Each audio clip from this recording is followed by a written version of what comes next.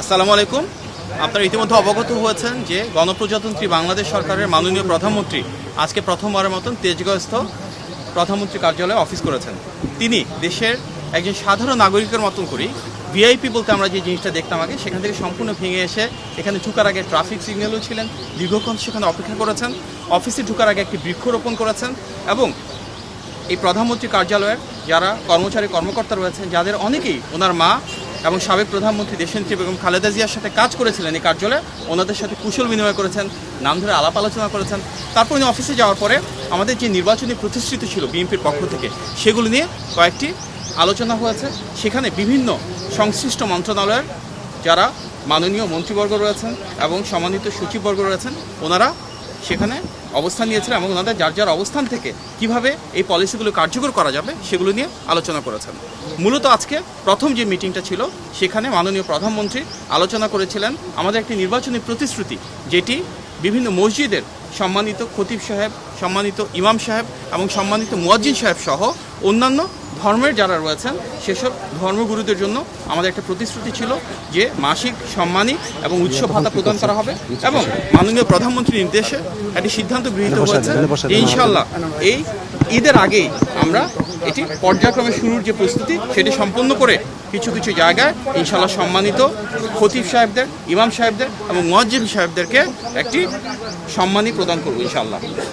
এর পাশাপাশি বিএনপির একটি বড় নির্বাচনী প্রতিশ্রুতি ছিল সারা বাংলাদেশের প্রতিটি মানুষের জন্য যেন মেধার ভিত্তিতে বৈষম্যবিহীনভাবে আমরা কর্মসংস্থান সৃষ্টি করতে পারি। সরকারি চাকরির ক্ষেত্রে, বেসরকারি চাকরির ক্ষেত্রে, উদ্যোক্তা হিসেবে গড়ে ওঠার ক্ষেত্রে এবং বহির্বিশ্বে জনশক্তি রপ্তানির ক্ষেত্রে কীভাবে আমরা সবাইকে আরও দক্ষ এবং যোগ্য হিসেবে গড়ে তুলতে পারি, আমাদের শিক্ষা ব্যবস্থার প্রয়োজনীয় সংস্কারটুকু কীভাবে আনবো এবং তার মাধ্যমে আমাদের জনশক্তিকে কীভাবে কর্মক্ষম করে দ্রুততার সাথে তাদের জন্য অনেক বেশি চাকুরি এবং ব্যবসার সুব্যবস্থা করতে পারবো, তার জন্য প্রয়োজনীয় যে ডিরেগুলেশন প্রয়োজন, ব্যবসা বাণিজ্য এবং শিল্প কারখানার নীতিমালার প্রয়োজন রয়েছে সংস্কারের জন্য, এবং টেকনিক্যাল এবং ভোকেশনাল এডুকেশনকে আরও কীভাবে প্রাধান্য দিব আমরা, বিদেশে বিভিন্ন দূতাবাস যারা রয়েছে এবং বাংলাদেশের বিদেশি যে দূতাবাস রয়েছে তাদের সাথে সমন্বয়ের মাধ্যমে কিভাবে আমাদের জনশক্তিকে আরও দক্ষ এবং যোগ্য করে বিদেশে পাঠাতে পারবো, এগুলি নিয়ে বিস্তারিত আলোচনা হয়েছে। সংশ্লিষ্ট যারা মন্ত্রীবর্গ রয়েছেন, সচিববর্গ রয়েছেন, ওনারা ওনাদের মূল্যবান মতামত প্রদান করেছেন এবং ইনশাআল্লাহ খুব দ্রুততম সময়ের ভিতরে জনগণের প্রতি জবাবদিহিমূলক এই রাষ্ট্র ব্যবস্থা, জনগণের ভোটে নির্বাচিত সরকার, আমাদের মাননীয় প্রধানমন্ত্রীর নেতৃত্বে আমাদের প্রতিশ্রুতিগুলো বাস্তবায়ন করা শুরু করবো ইনশাআল্লাহ। আপনার সবাইকে ধন্যবাদ। আসসালামু আলাইকুম।